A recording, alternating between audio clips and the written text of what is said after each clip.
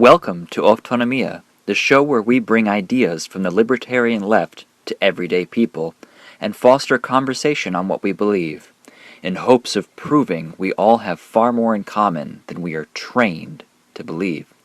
My name is Hayward, and I will be your host.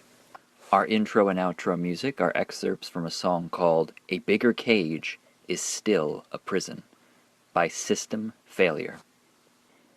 In the event that you'd like to look up this song, the band spells System, C-I-S-T-E-M, for political reasons.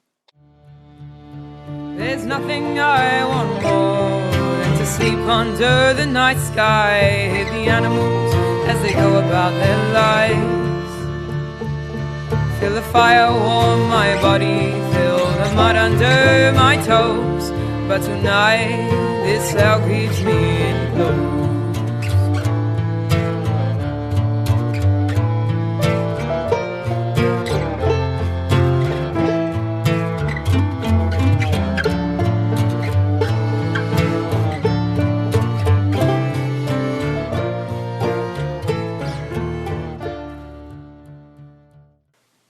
For about the first half of my life, I identified as a Republican.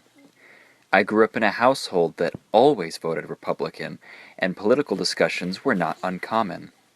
The attitudes of my immediate family could more accurately be described as right-wing libertarianism, but I don't think either of my parents knew or know that term.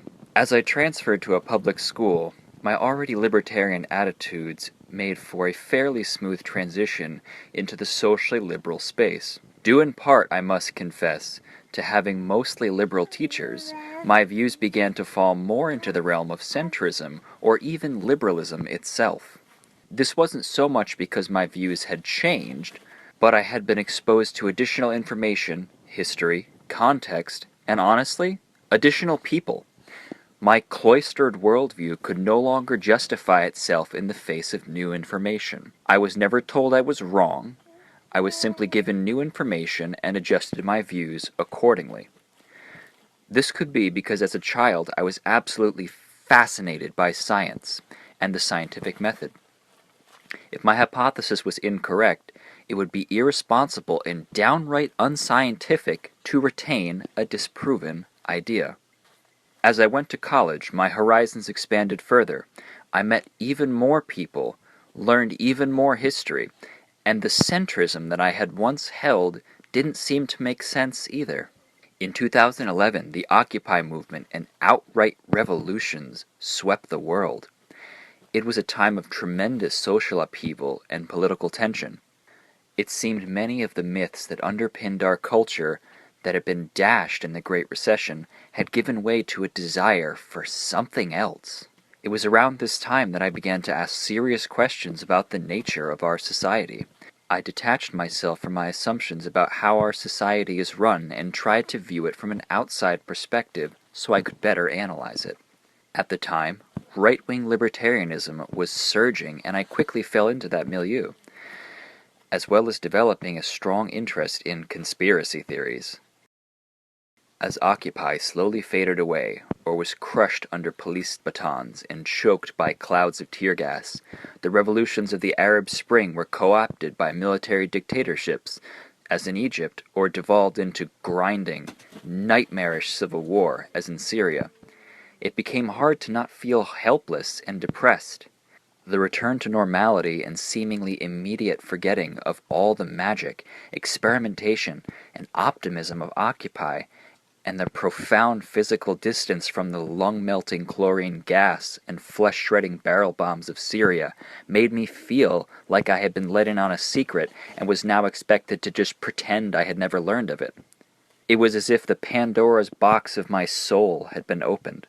I spent several years partying and consuming a reckless amount of alcohol as a means of numbing myself enough that I could pretend to be like the calm, happy, well-adjusted people who just assumed that all was well and always had been.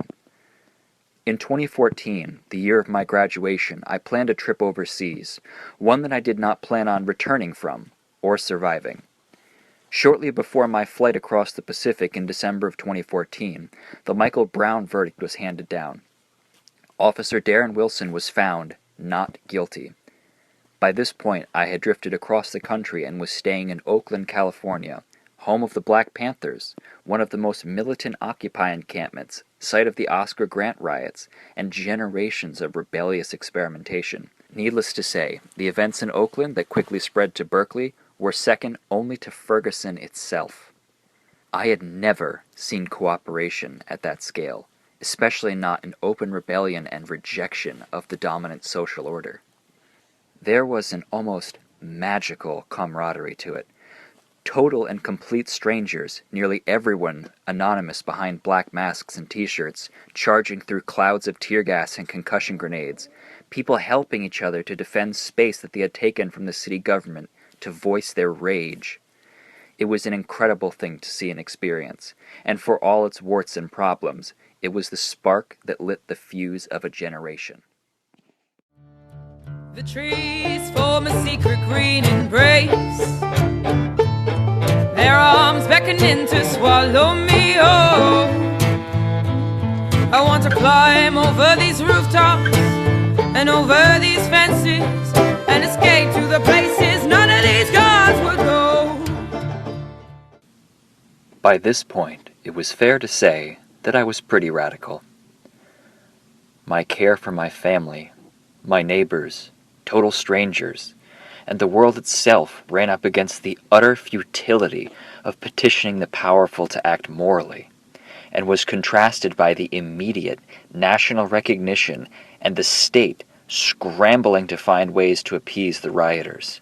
MLK said a riot is the language of the unheard, and we all know we would have never heard the name Mike Brown if Ferguson had not burned. It is very likely that the runaway militarization of police would have continued largely unopposed, gliding off the residual national trauma from 9/11. After all, that's how they passed the Patriot Act, a now almost universally opposed piece of legislation among anyone who values freedom. Starting in Japan and migrating west, interviewing hundreds and then thousands along the way, I found disturbing similarities among the working people of the world. In short, nobody is truly happy or fulfilled. Most felt like their work ruled their lives, and any hope of a personal life came at the expense of sleep or housework. They missed their families, they missed their children, they missed the infinite possibility that so accurately captures the state of the youthful soul. They were tired, they felt hopeless, and they were desperate for a way out. Eventually I found myself in Greece. I made contact with a radical there online and arranged for a place to stay for the duration of my time in Athens. While most people who visit Athens go to the Acropolis, or visit a restaurant that allows you to smash plates and scream, "Hoppa!" I went to Exarchia. Imagine a district that had separated from the government, within the capital city of that government. Its name literally translates to outside authority, and you really get that impression the moment you arrive. The walls of buildings are covered in art, political flyers, and culture of all kinds. I met people from around the world: rebels, refugees, artists, students, travelers, philosophers, and more. How did this place exist? Perhaps you remember the Greek riots of 2008. Greek police murdered a 15-year-old, and the country went to war with the police. Greece has been the site of intense internal conflict for decades, and this killing threw dynamite into the smoldering coals. It was like being in America after the Revolution, but during the War of 1812. They had managed to create this incredible refuge of freedom, joy, and culture, but it was under perpetual threat from the loyal servants of the government. During my time there, Exarchia was raided twice. The intense street battles that unfolded in front of me as people defended their homes and their freedom from police invasion is hard to describe. The level of brutality that they so casually inflicted on people surpassed anything I had ever seen. Beyond all the clouds of tear gas and all the grenades that to this day have left me with significant hearing loss, if the police cannot dislodge the residents from their defensive positions, they call in the cavalry. As I was trying to take in everything around me and trying my best to breathe, I heard shouting, and the whole crowd began surging up the street. Unsure of what was happening, I followed. To my right, on a side street, I saw a column of headlights speeding toward us. They were showing no signs of slowing down. Two-man motorcycles driven by specially trained police rammed into the crowd. It was hard to tell what was bones breaking and what was motorcycles hitting pavement. It all blended into an overwhelming mess mixed with screams of terror and agony. This situation was made immeasurably worse by concussion grenades raining all over the place from police that had fallen off their motorcycles. The blinding flashes and incredible force of those blasts could feel like they were enough to knock you over and leave you completely disoriented. Most of us as we ran up the hill were probably half blind and mostly deaf. I was at the far left of the crowd, so by the time that they had got to where I was, most had fallen and engaged in hand-to-hand combat with the other residents. One of the cops took aim at me, but I was moving faster than he could turn at his speed. Rather than being struck directly, my leg was run over and he lost balance and rammed headfirst into a building. I didn't bother to check if he was okay, and I doubt you would either. After 10 minutes of revving motorcycles, people screaming, explosions, and crashing metal, I noticed an eerie silence outside the door of the building where I had taken shelter along with a few others. The lion-hearted residents of this otherworldly place had managed to beat back the invaders and drove them back to the edge of the district. I had never seen this before. I've seen demonstrations hold space against police assault, but I've never seen the police retreat. We occupied the Polytechnic Institute, which in addition to being a profoundly symbolic place in the history of resistance to tyranny going back decades, is also the citadel in this fortress of freedom. We took care of each other, we tended to the wounded, and made sure everyone was safe. The police retreated shortly after daybreak. By morning, it was as if nothing had ever happened. These raids were not, and are not, uncommon.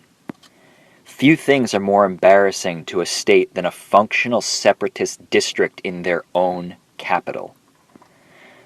With the new Greek government, Exarchia has once again come under intense repression as the government tries to crush it once and for all and open up the space for gentrification and commercial exploitation. The fighting continues. When I was there, I learned from the refugees from Syria that there was a territory in the north of the country where another experiment in freedom was being carried out. People were sick of Assad and just as unwilling to allow ISIS to rule over them. These people were the YPG and the YPJ, and their home was called Rojava. I seriously considered going. I had seen the horrors of ISIS and met many people that had fled the viral apocalypse that was the Syrian civil war. I wanted to do something to make this world a better place and create space where people can be happy again. I wanted to be able to interview strangers and hear happy stories rather than misery, exhaustion, and broken dreams. My time in the Exarchia Autonomous Zone was incredibly formative for me.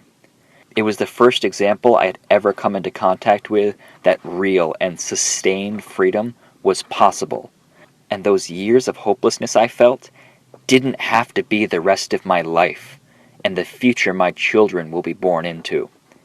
Exarchia gave me hope. Autonomy is possible. The Greek word for autonomy is autonomia, which is where the name of this show comes from. After a lot of soul-searching, I decided to continue my journey rather than likely die in the Syrian civil war. I made this decision because I come from a land so steeped in propaganda and so heavily controlled that people have no real idea what freedom is. I come from a land where people think they are free. What would be the best use of my life? How many people from my country have seen what I have? How many people would want to spend the rest of their life putting themselves out there to speak their truth, knowing full well that most folks wouldn't listen, knowing full well that I may be seen as a freak or just naive? I thought of my family. They'd never understand a decision to join someone else's fight in a war-torn desert on the other side of the world. But if I came home, I could make a difference and be with the people I love. My travels took me to several other autonomous zones throughout Europe. I saw the results of people dedicated to freedom and disabused of the myths of this system. I thought of people back home, suffering and with no hope. I don't know that I can give someone hope, but I do know that people deserve better than this. If I can play some role in making this happen, I can say I have fulfilled my promise to my childhood self. I promise to do everything in my power to create a world I will not have to apologize to my children for. So the intention of this project, as I have previously stated, is to take ideas from the libertarian left and bring them to everyday people. Naturally, being from the libertarian left, I feel that these ideas are important and worth spreading. I hope as this project goes along, you'll agree. There is no shortage of leftist podcasts out there, and they are incredibly informative, and I try to follow every one that I find. I'll link some of them in the show notes. Though between the dense and esoteric language and the sheer complexity of some of these ideas, there's often a minimum threshold of background knowledge required to even engage with them. I came from the right, and I consume an enormous amount of right-wing media, especially talk radio. I don't think we on the left are going to be able to have productive discussions with folks on the right or even the center if we sound like a bunch of ivory tower nerds completely and utterly detached from the real-life experiences of people on the other side. I'm obviously not the first person to come to this conclusion and attempt outreach. Nevertheless, it is something I am passionate about, and it is something I have taken on as my full-time job. In fact, the only reason you are hearing my voice right now is because the host of a local conservative radio show who had me on as an open leftist encouraged me to do this after our interview. The subject we talked about is the same subject we will be touching upon briefly today, the often overlooked and chronically misunderstood armed left. I'm going to start with a few quotes. Certain forms of ammunition have no legitimate sporting, recreational, or self-defense use, and thus should be prohibited. I do not believe in taking away the right of a citizen for sporting, hunting, and so forth, or home defense, but I do believe that an AK-47, a machine gun, is not a sporting weapon or needed for the defense of a home. We urge you to listen to the American public and law enforcement community and support a ban on the manufacture of these weapons, referring specifically in this quote to the AK-47 and other so-called assault weapons. There is no reason why citizens on the street today should be carrying loaded weapons. All of these quotes are by the same person. Probably Obama, right? Maybe Clinton. Well, no. Literally, every single one of these quotes is from none other than Ronald Wilson Reagan. Here are some other quotes. Any unarmed people are slaves or subject to slavery at any given moment. Huey Newton. Sometimes you have to pick the gun up to put the gun down. Malcolm X. The workers must be armed and organized. The whole proletariat must be armed at once with muskets, rifles, cannon, and ammunition. Under no pretext should arms and ammunition be surrendered. Any attempt to disarm the workers must be frustrated by force if necessary. Karl Marx. The totalitarian states can do great things, but there is one thing they cannot do. They cannot give a factory worker a rifle and tell him to take it home and keep it in his bedroom. That rifle hanging on the wall of the working class flat or the laborer's cottage is a symbol of democracy. It is our job to see that it stays there. George Orwell. A Winchester rifle should have a place of honor in every black home, and it should be used for that protection for which the law refuses to give. Ida B. Wells Barnett. Political power grows out of the barrel of a gun. Mao Zedong. I am afraid of a monopoly of the means of violence by the police and the military, much more afraid of them than ordinary criminals. Edward Abbey. Most people aren't aware of these quotes. Most people aren't aware of the long tradition of armed activism on the left. Even the armed strikes of the labor movement are largely forgotten.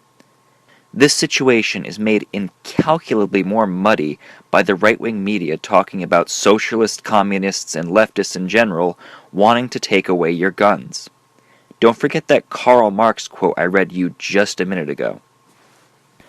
There has been a long push for gun control in this country among liberals.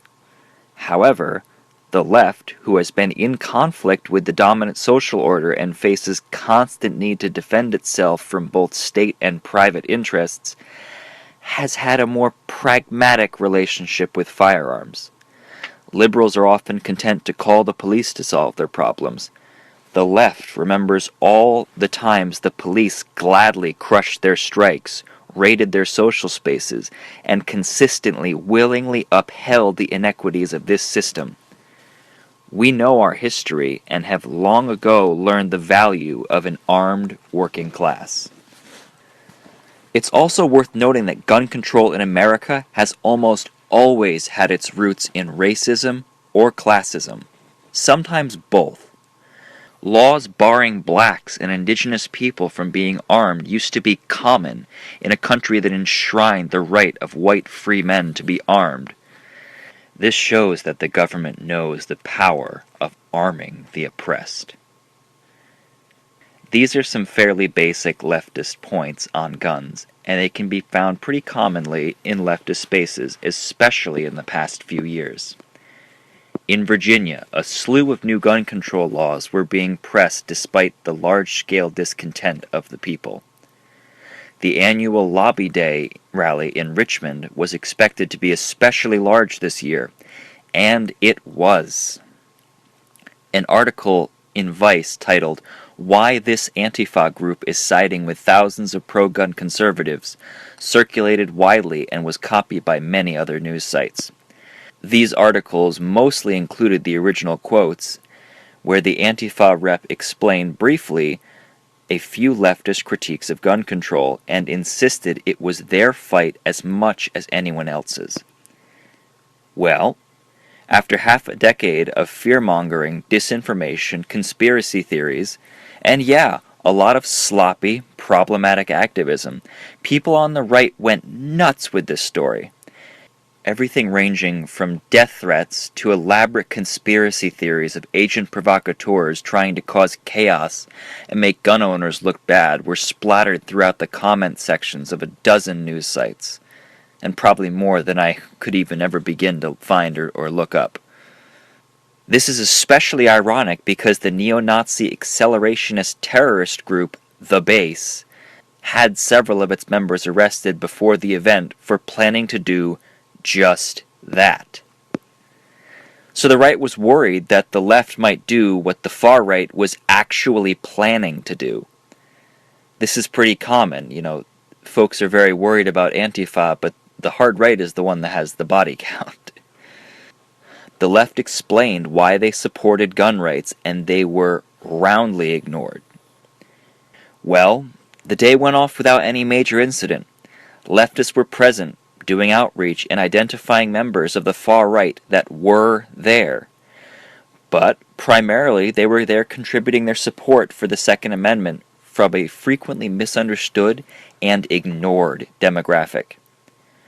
I also learned today that they coordinated with some medics and set up a hidden emergency clinic in a nearby abandoned building in the event that a terrorist attack occurred.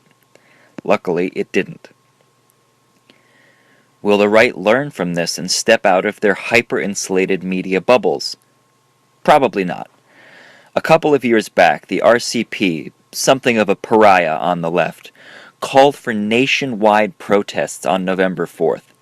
Somehow this campaign, called Refuse Fascism, was confused or deliberately misrepresented as a planned Antifa civil war. For weeks beforehand, we kept telling people on the right, there is no civil war planned. However, between troll accounts and conspiracy theorists, our attempts at outreach fell on deaf ears. When November 4th came and went with nothing more than a few small RCP protests, the right took a victory lap, claiming that they scared us off the streets. This same reaction was playing out within hours of the Virginia rally. However, some people did seem willing to reconsider their previous positions. Virginia was an opportunity to unite around a common issue, and on the ground, that's largely what seemed to play out. Where we go from here is anyone's guess. I've had the good fortune to be invited on the radio a few times to talk about this, and the hosts have been very receptive to me and the additional information. Perhaps this can be the basis for discovering additional points of unity between leftists and everyday people. It is my belief that there are far more points of unity than either of us are aware of, and I don't say that without cause. In my travels, I have managed to find common ground with nearly everyone I met, and that can't be ignored. In a world where we are all in this mess together, the ruling class can only benefit from us dividing ourselves on issues where we can actually come together on. Go talk to someone and talk politics. Get to know someone on a personal level. Dehumanization of your neighbor only serves the powerful. It takes a village, and we have a lot of work to do. Until next time, thank you for listening. If you would like to be a guest on this show, please reach out. Stay strong, dream big, and never give up. 'Cause there's nothing I want more than to sleep under the night sky. The animals as they go about their lives.